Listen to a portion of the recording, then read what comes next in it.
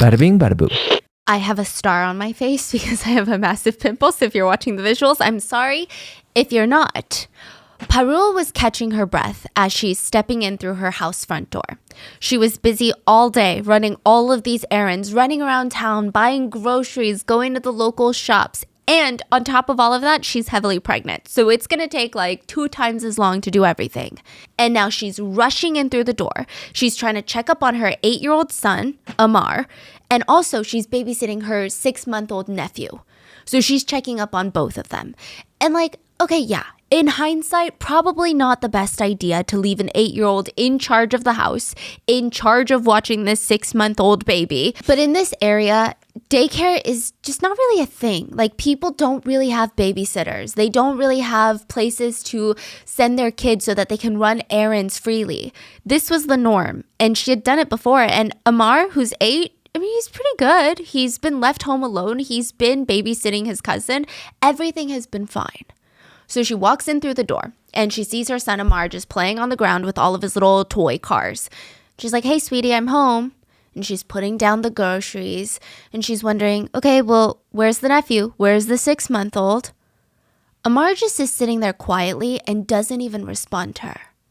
"Sweetie, did you hear me? Where is the baby? Is he in the crib?" He's not responding. So she stops what she's doing, looks at her son, and she sees that he's kind of smiling. And it's just odd. It's a little unsettling. Like, he's not laughing. He's not giggling.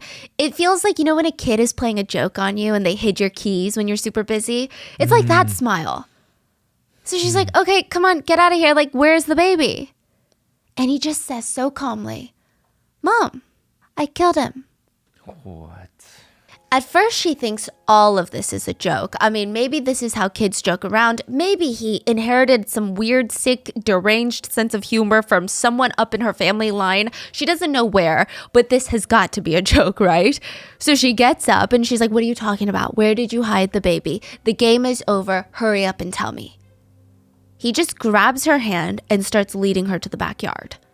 And I think this is when she genuinely starts feeling a little bit more relaxed. I mean, I think she could still probably hear the heartbeat in her throat. She's probably still a little bit panicked because the baby is still missing right now. But she's thinking, okay, I'm going to go outside. The baby's going to be laying flat on its back in the grass in the backyard, sucking its thumb, looking up at the sky. It's going to be okay. And then I'm going to have to teach my kid a lesson. But as they're heading out, there's nothing. The deeper they get into their backyard, she's starting to get that anxious feeling again. And she starts scolding her son, like, "This isn't a good prank. Just tell me where you hid him. You need to tell me. This could be dangerous." He starts silently leading her towards the back, further and further. And finally, he lifts his hand, his tiny little hand, and points at the ground. There's a bunch of dirt that looks like it's been freshly dug in a patch of grass. She doesn't even have time to think. She throws herself on all fours. She starts digging until her fingers brush soft skin, and she lifts her baby nephew out of the dirt. And it looked like he had been in some sort of horrible, horrible car accident. I mean, she could hear ringing in her ears. She's panicking. And she looks at her son, and he just calmly says, "I smashed his head with a brick." And she leaned over to the side and threw up. And the 8-year-old dug a grave? Dug a grave. Wow.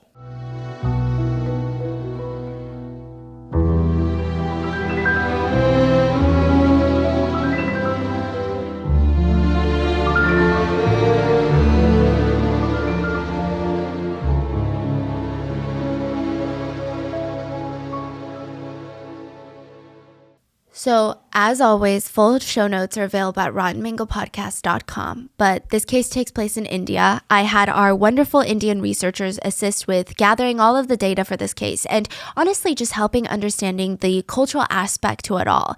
Indian culture, in some respects, is very similar to Korean or even American culture, but there are some stark differences.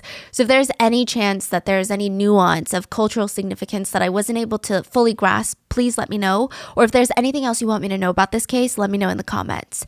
And I'm sure you guys already know this, but a quick disclaimer. Okay, the actions of one individual does not reflect on the culture nor the Indian population as a whole. So with that being said, let's get into it. The police are sitting across from a serial killer in the interrogation room. Now, Serial killer? A serial killer, yes.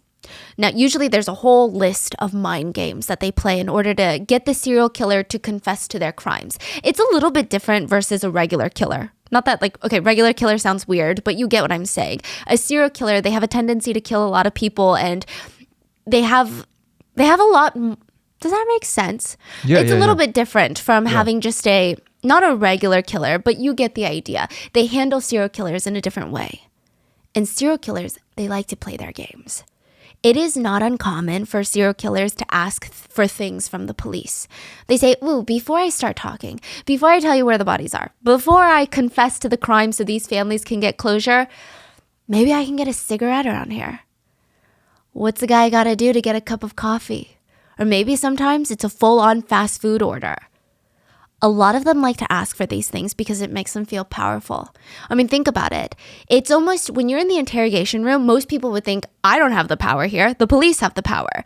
But when a serial killer says, I've got information you desperately want, and I'm going to make you sit here and watch me eat McDonald's until I decide I'm ready to tell you, it makes them feel like they hold all of the power. They want to savor this moment. So the investigators in this case, they're sitting across from a serial killer and they're asking, tell us why you did it. Why did you kill them? And he just says, I want some biscuits. Like the cookies, the biscuit cookies that you dip in the tea. I want that, and I want a cup of tea. The investigators are annoyed, but I mean, what choice do they have, right? They walk out of the room, they get the cookies and the tea. And for a few minutes, they're sitting there in the interrogation room with the serial killer, watching him just munching on his packets of cookies and leisurely sipping his tea, as if they're just having afternoon tea with one another, as if they're old buddies from like the college days. Once the killer had his fill, he leans back and he starts talking. She was sleeping. I took her away and I killed her with a brick. I was like smashing the brick on her face, and then I buried her. I actually didn't feel that much excitement when I tried strangling her because she wasn't fighting back. So that's why I chose the brick. I hit her a lot of times with the brick. Because he wanted a reaction? Yeah. To have her fight back? And when they ask, like, why? Like, still that doesn't answer why. That answers maybe how, but why? He just says, because I felt like it. I just wanted to. If one of the investigators had dropped their notepad or pen, because this is a shocking confession, when they leaned down to pick it up, they would have seen that the serial killer's feet did not even touch the ground. His legs were dangling off the interrogation room chair because he's 8 years old. This is the story of Amarjeet Sada, the world's youngest serial killer ever. So, I mean, this is crazy. And I know with a lot of serial killers, we like to go into the childhood and figure out, like, what happened? Did they fall off a swing? Which is like a big conversation we've had on this pod, right? But Amarjeet's childhood seems so normal, if not mundane, in some aspects. So I feel like he's just entering childhood. Yeah, exactly. Like the very barely there 8 years that he's been around town. Yeah. Yeah, I can't even call it a childhood, I guess, right? He just started living. Yeah. So at the very beginning of his life, he was kind of like every other boy his age. His parents said that he was very rambunctious and he went through the terrible toddler phase, the terrible twos phase. But I don't think it was something so alarming. I don't think anyone sat there and was like, this one is different. This one is extra wild. I mean, he would do the normal things, like he would lay like a starfish if you don't give him what you want. Or sometimes you're like trying to take him out of the playground. He would pretend to be dead and go limp. And he was like that. When he didn't get the things that he wanted, he would just pout. He didn't care that his family wasn't financially well off. He just wanted the toys. He wanted what he wanted for dinner. I mean, he was just a kid, right? But how could his parents not adore him? He was their only son, their only child. And every morning, Amar's mother would get out her coal. It's like this black powder that can also be used as eyeliner. And she would dip her thumb in it and smear a dot on the side of Amar's forehead. And she says, so this is a tradition where a black dot is placed on the child's forehead or cheek. It's supposed to ward off evil. It's supposed to ward off the evil eye. Yeah. And it's protecting the child from all the negative influences. And it's a very heartfelt, motherly thing to do. It's one of those like heartwarming symbols of a mom's love. His mom would do that for him every single day. And she would say, "May no one cast an evil eye on you." I don't think that she had any idea that he was the one that was going out there to be evil. I mean, how could she? Her son is 8. Imagine calling a child evil. You would get canceled. You would get canceled all over social media. But imagine if that child is 8 years old, not even like 15, 16, 8. No one would ever even consider the fact that an 8-year-old could knowingly do something malicious. And to the adults, he was like this little angel. He was always known to be very smiley. That's what the neighbors said about him. Even the police, when they interrogated him, they said he smiles a lot. Like just nonstop smiling. You ask him questions, he's going to be smiling. He's telling you the story of how he killed people, he's smiling. When he's asking for cookies, he's smiling. So Amar's friends, on the other hand, I mean, he smiled at them too, but they were just, they were the only ones, it seems, that kind of noticed something off about him. He just played different. You know, when kids are playing, they're learning social skills and they're learning what it means to joke around without actually being too mean. They're learning how to be aggressive and initiate play wrestling without actually initiating a full-on war, a full-on fight. And then I'm sure you've met one of those people, even as an adult, where you're like, ooh, I feel like they don't really grasp the concept of how to talk to people.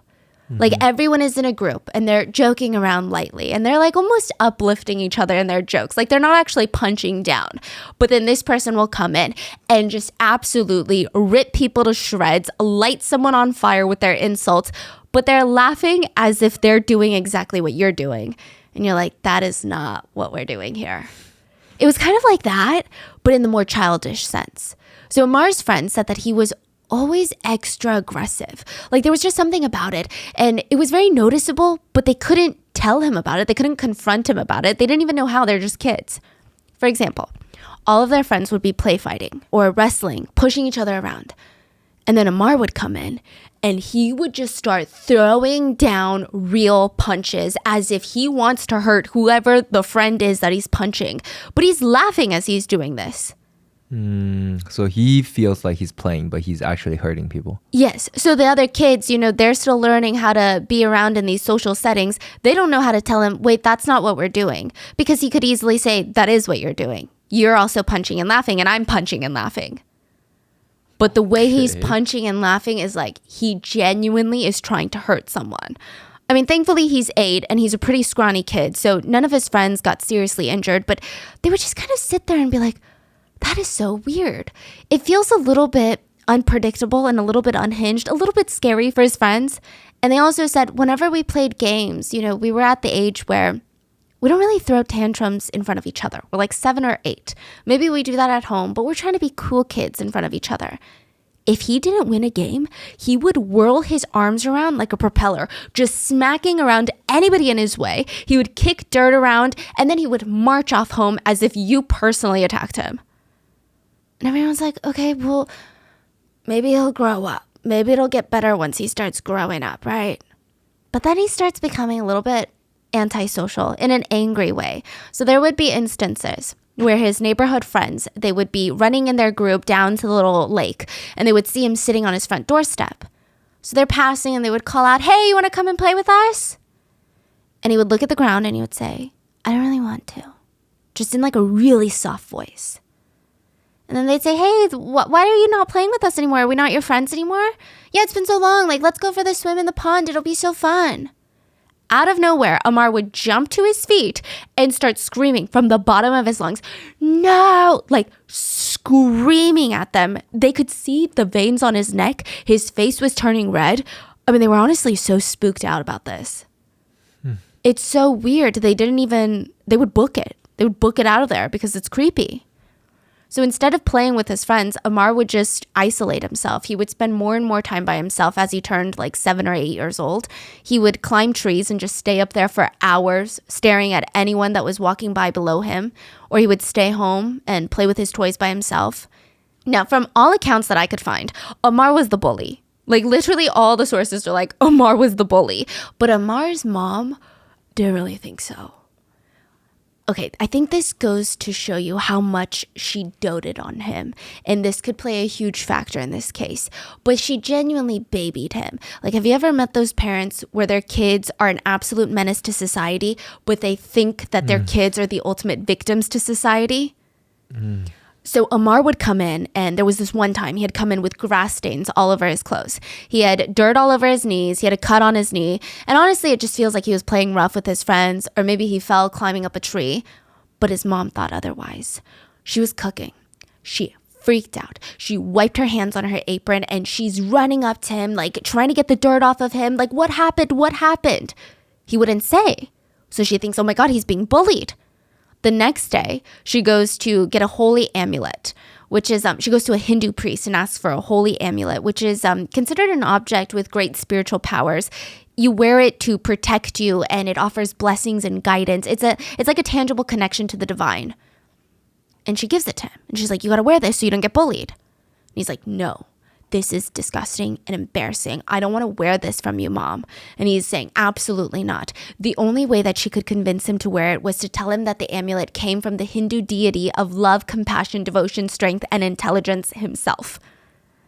So some people speculate this kind of goes to show maybe he had some sort of budding narcissistic personality disorder where he felt like it was now worthy to be worn every single day if it was given from someone very powerful versus his mom.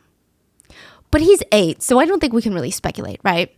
Now, Amar gave his mom a sly smile, and he snatches the amulet, and he wears it every single day now. And I just don't even think that Amar really considered how much his parents loved him. Like, his parents were under constant stress. Okay, his dad, I believe his dad was the only one that was working, and he was a day laborer, meaning he would go to all these nearby farms, and he would ask, do you guys need any workers today? If they said yes, he would work that day and get paid for that one day. If they said no, he would have to move on to the next farm. And if all of them said no, he would have no work that day. It's just so unstable. And even when he did work, he was making basically pennies. The average wage for a day laborer in that area was around $2.50 or $3 per day. And that's calculated with inflation. Wow. So they genuinely don't know where their next meal is coming from. But they're still trying to give their son all the toys, all the food that he wanted. I mean, they couldn't say yes to him every single time, which, side note, he would throw an absolute tantrum every time that they said no. But at least they tried to give him anything that his friends would have. They were really happy with having a son. His parents were a bit traditional. This is also going to come into play in a second because it's all going to go to shit in 2 seconds and you're going to be like, why did this happen? So his parents were very traditional. They felt like a son was the best thing to happen to them. They felt like a son is an heir. There's someone that's going to live in your house traditionally, and their wife is going to come live in your house with the son.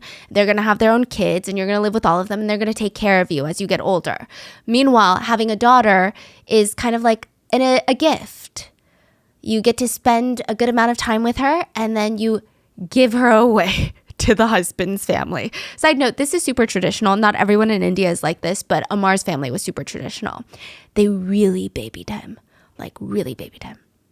So Amar's aunt, Meena, comes over one day. And she's like, I have a huge favor. I'm so sorry. This is Amar's mom's sister. Mm-hmm. Do you mind taking care of my 6-month-old son for just 1 month? Wow. I'm so desperate, you have no idea. So for the past 6 months, since the day that she had her baby boy, Meena has been dealing with physical, emotional recovery of giving birth, but also the burden of just not being able to put food on the table. They have been up to their neck every single day for the past 6 months, and Meena finally, she found a job in the city where she could clean houses for a month. And it wasn't a job where she could take her son. She'd be cleaning people's homes day in, day out. She would start her mornings at 7 a.m., do chores as fast as she could, onto the next house, onto the next, and then probably be back at midnight, get back up at 7 a.m., 7 days a week, no off days. And at the end, they get to take home about $35 to $100 a month. Not per day, per month. Wow. Yeah. Meena needed this $100. It would be a life of a difference for their struggling family. I mean, no mom wants to part with their newborn child like that, but it's so that he could have his belly full.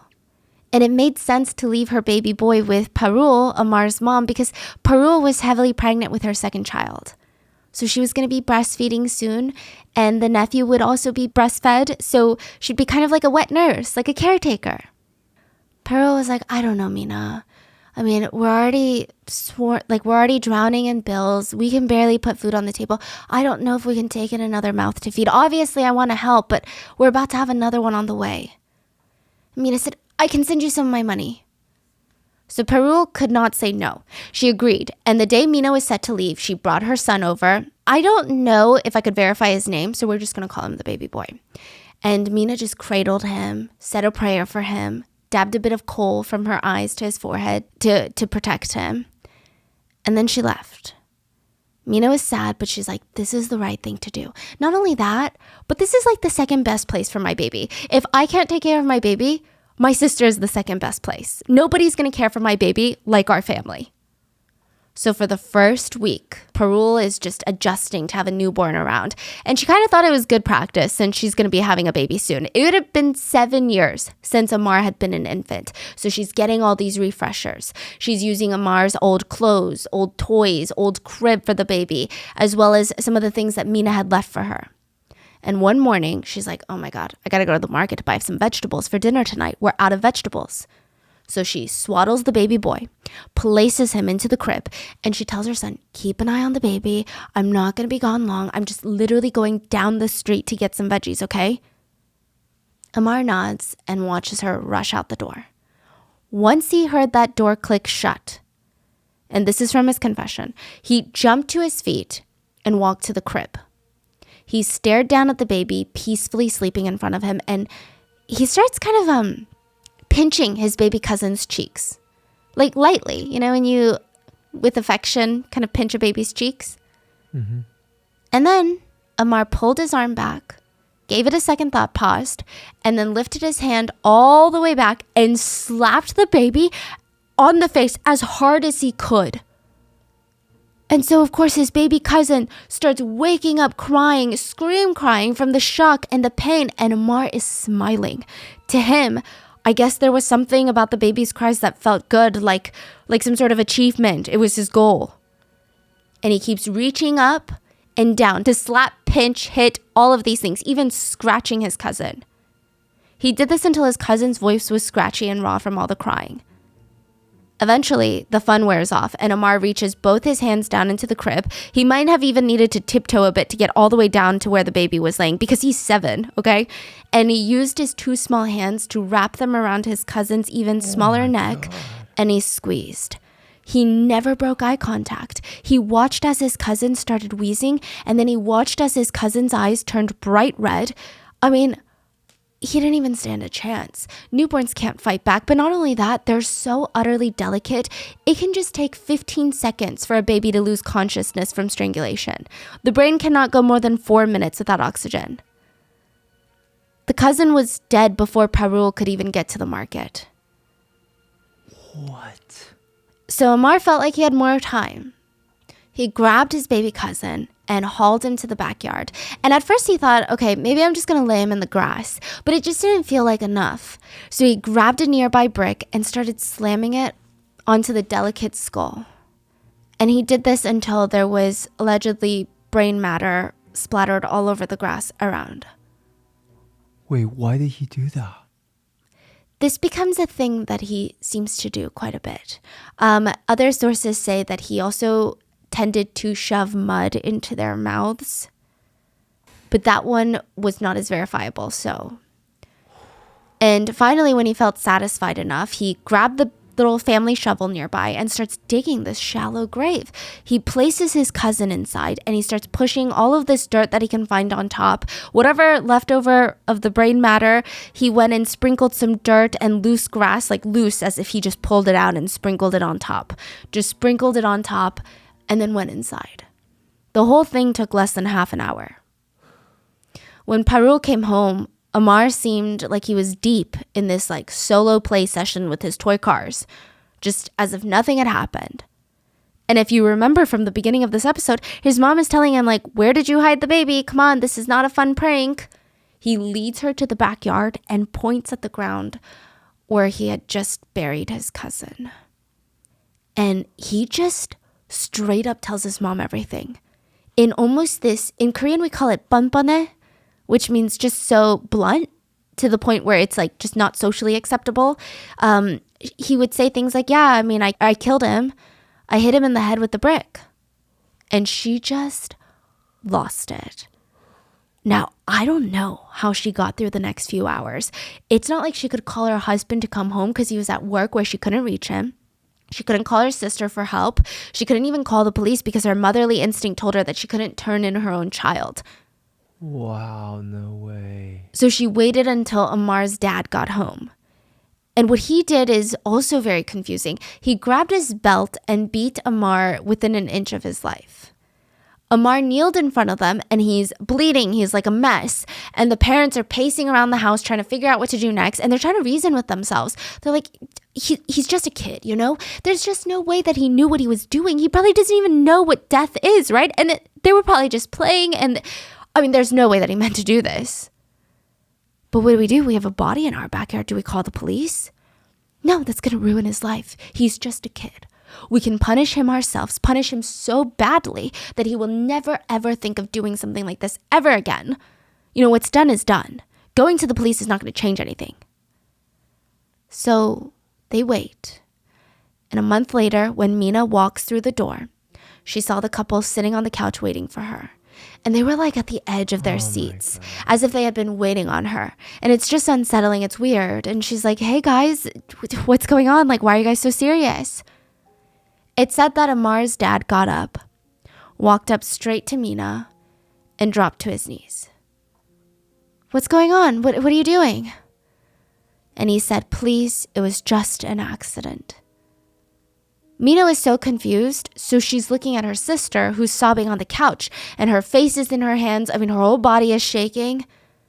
And between sobs, she says, Amar and the baby were playing, but there was an accident, and now he's dead, and we had to bury him because the neighbors were going to find out.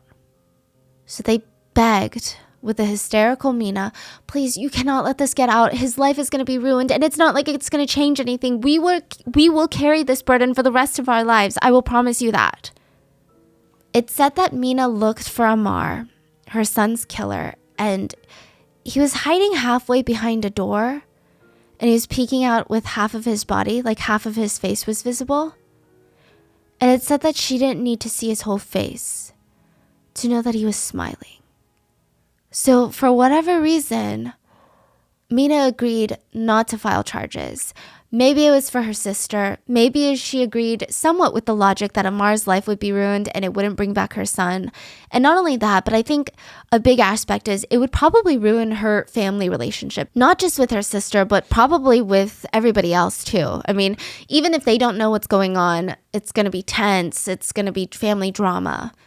Not that, this isn't, but for whatever reason, the police never found out. And within 6 months, it's like Amar's parents forgot the whole thing. I mean, they really dote on him. I don't know if I want to call it the benefit of the doubt. I don't know if I want to call it like the son syndrome, which I've experienced in South Korean culture, which is when parents are so obsessed with their sons. They think like their sons are Jesus Christ reincarnated. I don't know. Maybe it's that. But they just like put it past them. They pushed the accident, that's what they considered it, an accident, to the back of their minds. And their logic was, this is a one-time mistake. A mistake that a child made because they didn't know better. And now he knows better. He knows that hitting people with bricks is not a thing that you do. Side note, I personally feel like that's not something that needs to be taught, but here we are. And the parents believed wholeheartedly Amar just didn't know better at the time, which is why they felt like it was okay to bring another infant into the house. This time, it was Amar's baby sister. She gave birth. Yeah. And his parents were so ecstatic. They had always wanted one boy, one girl in that order. And they sat Amar down, let him hold his baby sister for the first time, and they told him, this is your little sister. You're a big brother now. You have to protect and look after her. This is your job. Do you understand? And he would smile and nod. And for a while, everything in the house was normal. Like Amar was back to climbing trees, scraping his knees, living his best life. Which, side note, imagine being the aunt and seeing Amar live the life that your own son will never get to live. Like, I don't know how I could even face any of them after that. Amar was actually good for a minute. He was good with his sister.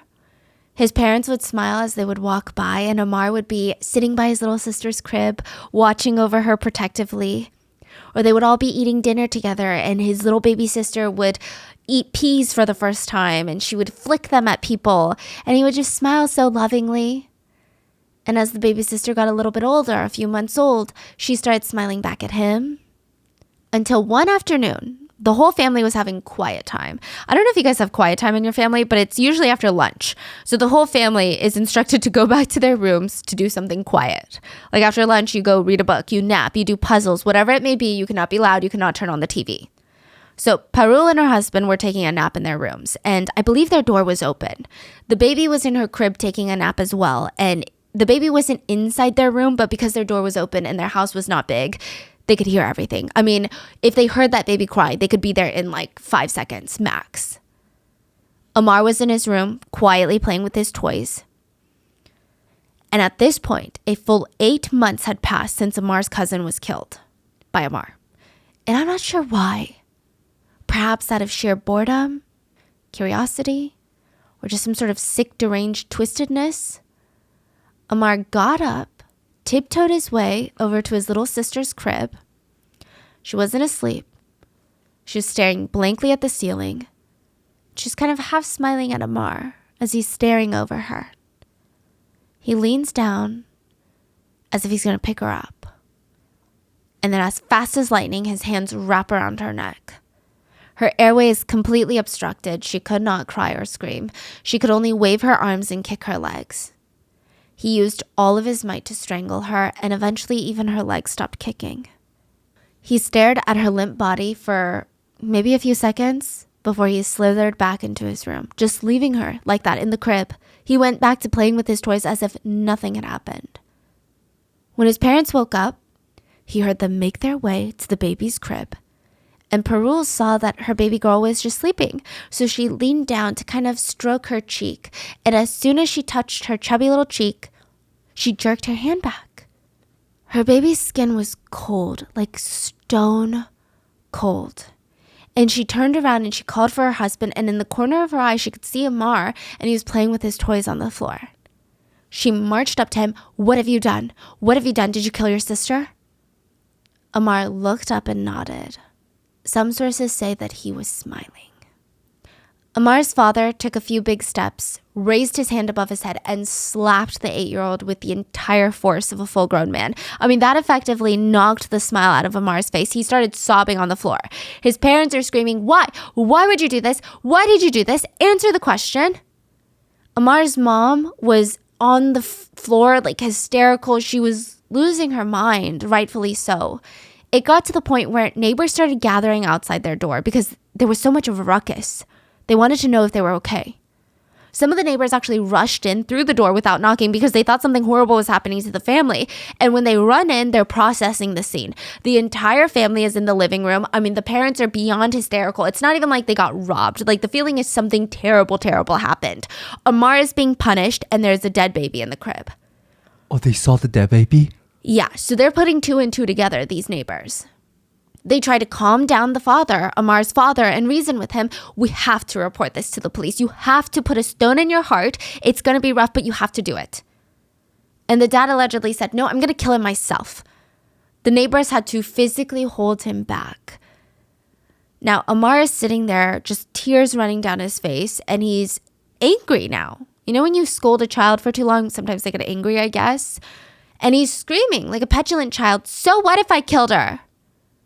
I mean, even the neighbors didn't know what to say. Way. They got quiet on this one. Like, so what? So what? How do you even answer that?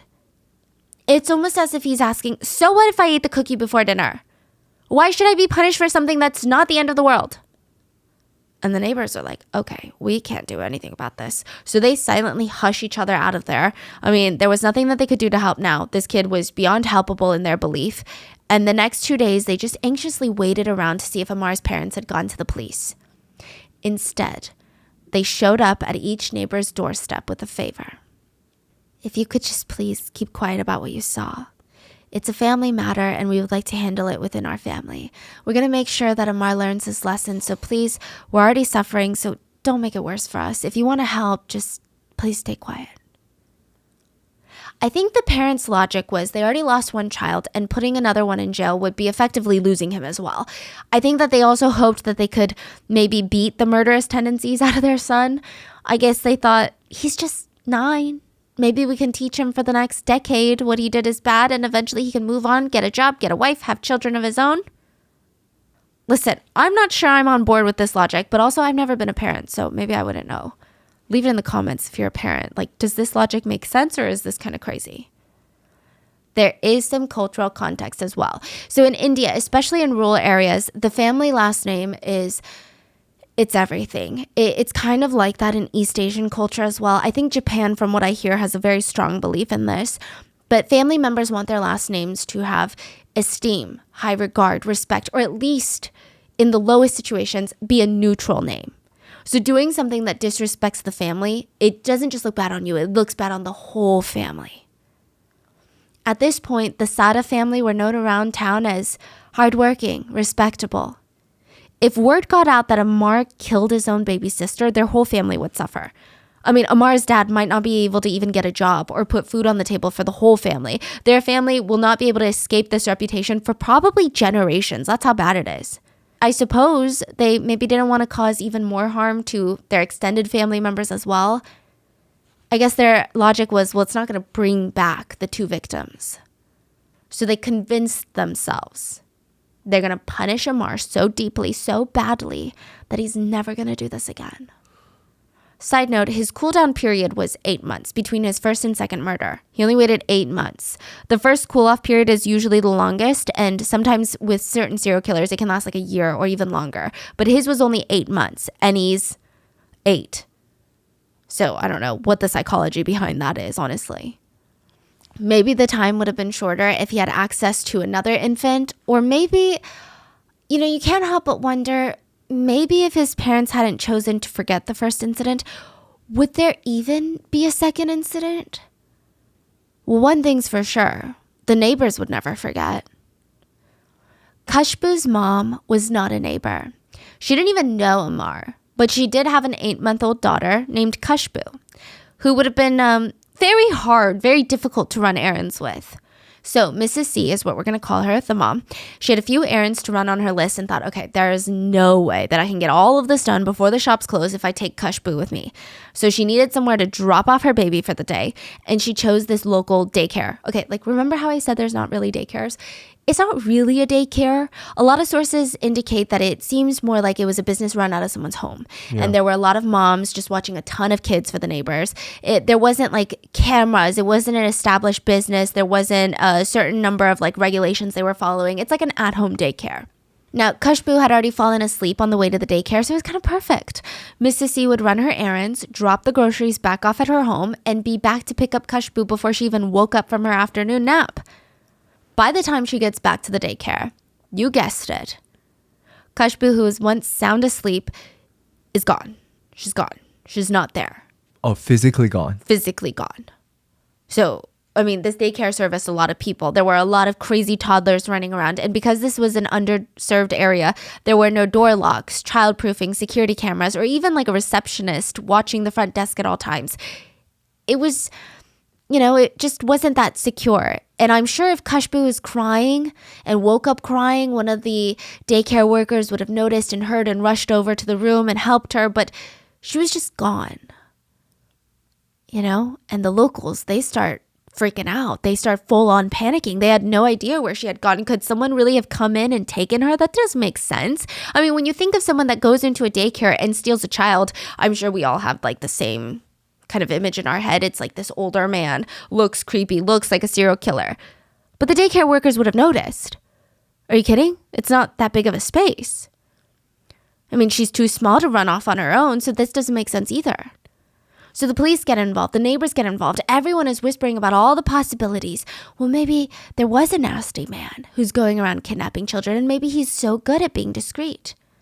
Maybe the daycare workers accidentally hurt her and now they're trying to cover for it. There were so many speculations running through people's minds, but once the news traveled, and it traveled fast, by the way, once it traveled to Amar's home and to all of his neighbors, they're all looking at each other like, I don't think we're looking for some 50-year-old creepy man. I think it's Amar. It actually wasn't a neighbor that reported Amar. It was one of Amar's own family members, an auntie of his, who had heard of everything that happened with both the victims. And she quietly found Khushbu's mom, pulled her to the side and said, I heard about what happened.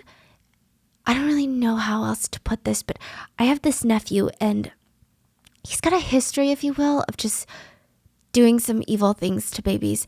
I feel like he's involved. People did not take this lightly. This is coming from an extended family member. Like, you just don't say things like this. Even the idea that a small kid could do something so evil is out of this world. It just doesn't make sense that this was a baseless accusation or a lie. Amar was now suspect number one. The entire community formed an angry mob and stormed up to the Sada house. They demanded that the parents bring Amar to them. Initially, his parents tried to reason with the crowd. They're standing on the porch like, he's just a boy. How could he be responsible for this? Think about it, everyone. He's a boy. You guys have kids. Think about it. Besides, bring us the evidence and we will bring you Amar. The neighbors would not give in. They stood outside until Amar was finally pushed out of his own home. He stepped out onto the porch in front of the crowd and allegedly they were screaming, tell us what you did. Tell us what you did to that baby girl. Some people said he smiled as he said this, but he bluntly stated, I killed her. And the mob of people dragged Amar from his porch and demanded he take them to where Khushbu was. He led them to the edge of town, and there was like a little pile of rocks covered with loose dirt and grass. And he pointed, right there. The mob ran to the police, and they didn't care that Amar's parents didn't want to ruin his life. Now their own children, their own families were in danger. So they ran all the way to the police station, told them everything that they knew. And side note, Mrs. C would do an interview a little bit later on, and she tells a completely different story of how it all went down. She stated that Amar came up to her directly and asked if he could play with the baby. And she stated she didn't think much of it because she was running errands, and this is like a cute little 8-year-old boy. So she was like, okay, I guess you can play with my baby. She shared that version? Yes, later on. So, okay, the story contradicts Mrs. C's own police reports from the day of the incident, as well as a ton of witness testimonies. It also contradicts Amar's own confession. So most people don't believe that this new version of events is the true version. But why? Yeah, so there's some speculations. Nobody knows exactly why. Some people speculate it's because the daycare that she dropped Khushbu off wasn't really a daycare. Some speculate that she just kind of dropped her baby off somewhere in like the public space to run errands. And then she like made up the daycare story and then was like, ooh, then they're going to want to know which daycare and all of that. Then some people stated, oh no, she actually went to a daycare, but she probably didn't want that daycare to get the heat. So then she changed her story. Either way, I don't think that her new story is the real version of events. But Amar had taken another life. He was finally arrested May 30th of 2007, and he quickly confessed everything to the police. And this is where the case is so confusing. Amar said he wanted to confess because his parents taught him that lying is bad. Huh. Yeah. Yeah, every time someone asked him, he just said it. Yeah.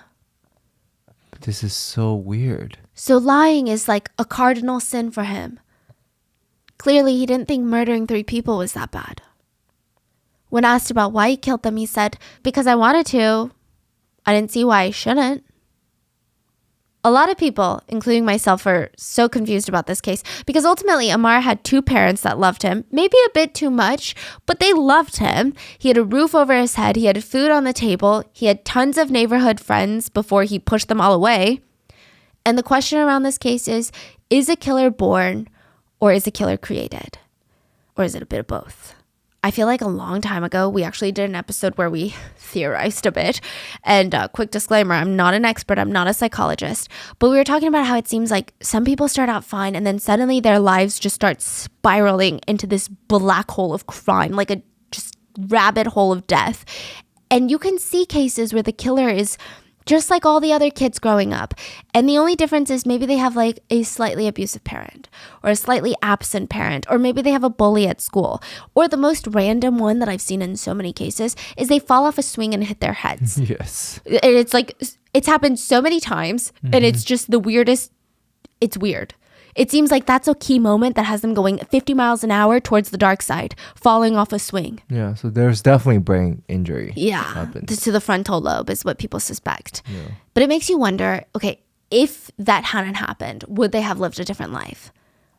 But then again, there's a ton of people who are dealt much worse cards and they never kill anyone. So it can't just be the environment. So maybe the conclusion is a little bit of both.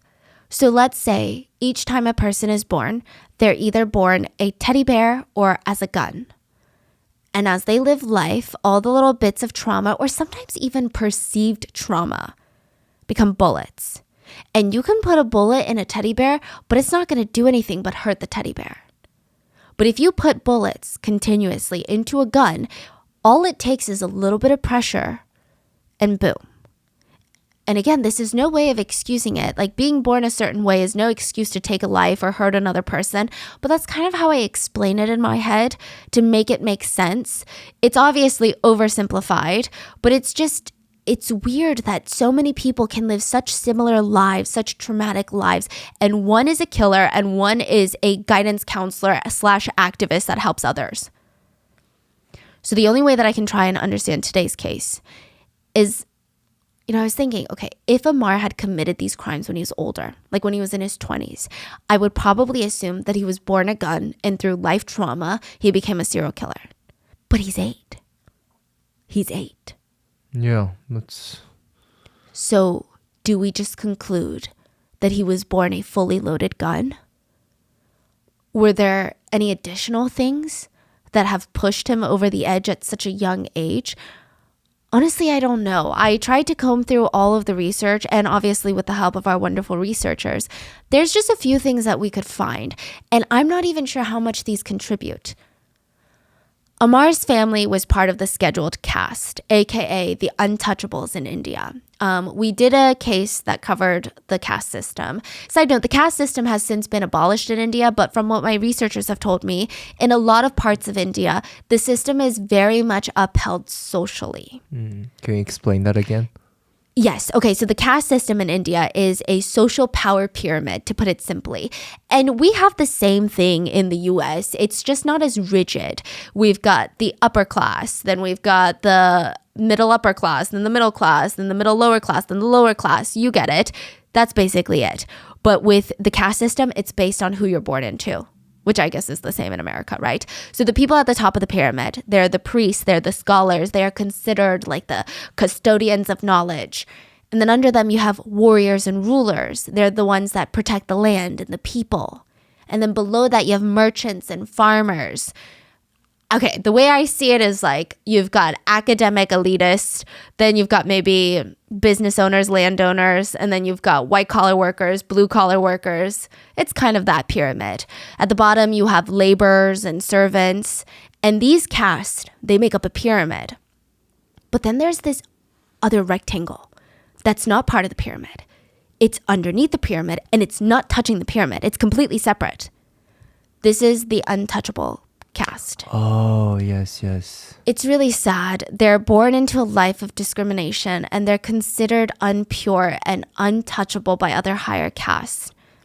Usually the only jobs that this caste can have access to is sewage cleaning, handling animal carcasses, and scavenging. It's said that if they're even able to get a job in an area where other higher castes live, they have to work at night so the higher castes won't even see them or accidentally, oh my God, touch them. Hence the name untouchables or even the scheduled caste. They aren't allowed to touch other caste members or their belongings. And if you're like, okay, well, this sounds like a long time ago, I will say a lot of things are changing in India, but in 2020, a man of the scheduled caste was allegedly stripped naked in public and beaten because he touched an upper caste man's motorcycle. Which is crazy because, again, the caste system has been outlawed in 1950. But because this system has been around for 2,000 years, I mean, socially, it's going to be very hard to get rid of. Not too long ago, 2 boys were allegedly stripped and beaten for swimming in a well that belonged to an upper caste family. Women in the scheduled caste are a lot more vulnerable to physical and sexual violence because they're literally seen as less than human. And please correct me if I'm wrong, but it seems like a lot of people try to uphold this system because, well, for one, I'm sure as long as you're not in the bottom, you benefit. So you want to uphold the system that rewards you. But in addition to that, my researchers told me that the Hindu reincarnation belief suggests that your actions in this life influence how you will be reincarnated in your future life. So I know I know as a Westerner or someone that's not familiar with this, it almost feels like, oh, wait, that's literally just discrimination. Okay, how are they okay with that? But if you believe in reincarnation, and if you believe that if you live a really good life and you're very faithful, you will have a chance of being reincarnated into a more privileged setting. If you commit a crime or if you don't lead a good life, you're going to be reincarnated into a lower caste. So a lot of people who follow this theology believe that their caste position is a result of their own deeds in their past lives and not luck and not being born into it and not being like a sperm fight. So they feel like they deserve whatever caste they're in. It's to the point that a lot of people in the scheduled caste actually believe that they must have lived terrible lives before this. Again, this is from my personal research online and assistance from our Indian researchers. I'm no expert in Hindu theology, so please let me know if there's other components to this in the comments. And I do want to reiterate, I would say that modern India, like most people in India, are like, this caste system sucks. Like, why are people still socially upholding it? I think the government is trying to do like some sort of, would you call it restitutions? They're trying to give more opportunities to the scheduled caste to uplift them now. But it was rough. So Amar was part of this social caste, and I'm sure that his life was impacted deeply by this, but I don't think that's an excuse because, I mean, yeah, just this is just unheard of, whatever he did. Yeah. And some people speculate that he was always jealous of other kids, but I don't know. And like maybe that jealousy led to this anger and hatred for children. I don't really think so. It's just crazy because, as an adult, you can kind of like analyze their behavior. Yeah. But when someone's at 8, their brain's not even developed yet. So I don't even know, like, how can... you have to have like a child specialist to analyze that. Yeah. So we don't know what's going on. Like, I don't even know at what stage of learning is he at. Like, what is he learning right now? Yeah.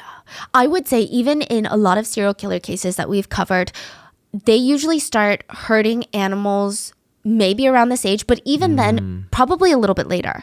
I feel like 8 is usually the age where they're still being victimized by someone or something in their lives. And then once they get a little bit bigger, maybe like early teens, that's when they start being a menace and they're like, let me take it out. Let me be the perpetrator. And they start doing things to animals, typically, is like from at least what I've seen the pattern of. But this is crazy. I mean, at 8 to not even, I don't want to say start with animals, to not even have this escalation that most serial killers have, but just to go straight into killing is, I don't know. I mean, to put it simply, a lot of people think that he just experienced euphoria and satisfaction by inflicting pain. He chose infants because they could fight back for him to get that satisfaction, but not enough that he would lose the power position. Some people state that he also just doesn't have an innate moral compass like most humans do. Actually, a lot of psychologists who work with him stated this. So you know how even as kids, when something doesn't feel right? You're like, okay, most people aren't taught not to steal, but like it's just like human nature to know that this is not right. Like you're like, this is wrong. He doesn't seem to have that. They also speculate that he must have a chemical imbalance in his brain that made him dangerous. A psychotherapist who works at one of India's top institutes for medical science said, such aggression, it may be hereditary and may be caused by great levels of chemical upheaval in the brain. There's got to be something in the brain. Yeah. Side note, there is no evidence that anyone in this family was violent. His dad used physical punishment with Amar, but so did a lot of parents in India and around the world. And again, I'm not saying like physical punishment is right, but it just doesn't seem to be a direct or only cause of why he did what he did. It just doesn't seem like he had exceptionally violent or harsh conditions from his parents or even his environment. So in the end, Amar was charged with the murder of Khushbu. He wasn't charged with the murders of his sister or his cousin because his family did not want to press charges against him. Wow. Wow, but he still killed them. There needs to be a charge for that to happen? Yeah, and from what I am able to decipher right now, his mom is like denying it now. She's like, actually, he never killed anybody else. So it's kind of a mess, yeah. Wow. Also, under Indian law, a minor cannot be sentenced to death or sent to prison for longer than 3 years. He can spend his time until he's an adult locked away, but it's probably going to be in like a juvenile detention facility. Yeah. So the exact records of his sentence is unknown, but it's assumed that he spent at least 3 years in prison, or like max 3 years in prison, and then he went to a juvenile detention center until he was 18. So wait, when was this? You said 2000? Oh, he's out. He's free. He's out right now? Yeah, he's free. He should be 23 now? Yeah. Wait, no is my way. math correct? Yeah. And do people know where he is? No. Okay, so rumor has it that he changed his name to Amarjeet, and he has since gotten married. Rumor has it, and lives near his mother. Rumor has it. But other than that, he has stayed completely under the radar. We really don't know anything more about him other than his age, a rumored new name, and the fact that he's free. That's it. A lot of netizens believe that Amar has a high chance of committing crimes again. And it's not because people like him cannot be rehabilitated. I don't want to be the one to say that because that just sounds so depressing. But it's less about the fact that, facilities like prisons and juvenile detention centers anywhere in the world, they're not brimming with money. It's not like they have the resources in the world to actually get people help. So they think that it's only a matter of time until he does something else after being released. Others have stated if we haven't heard anything, he must have changed. But I don't know. There are a lot of discussions on whether or not he should be given the chance to grow because he was 8. What do you think? Yeah, it's confusing. This is Yeah, I mean, what are your thoughts on this? Do you think 8-year-olds should be able to change even if they were serial killers? Or what if they committed essay, like something deplorable? Or do you feel like, well, commit adult crimes, do adult time? What are your thoughts? Leave it in the comments. Please stay safe. Sorry about my voice. I was coming down with a cold, so I sound so nasally and stuffy. But please stay safe. And I will see you guys on Wednesday for the main episode. Bye.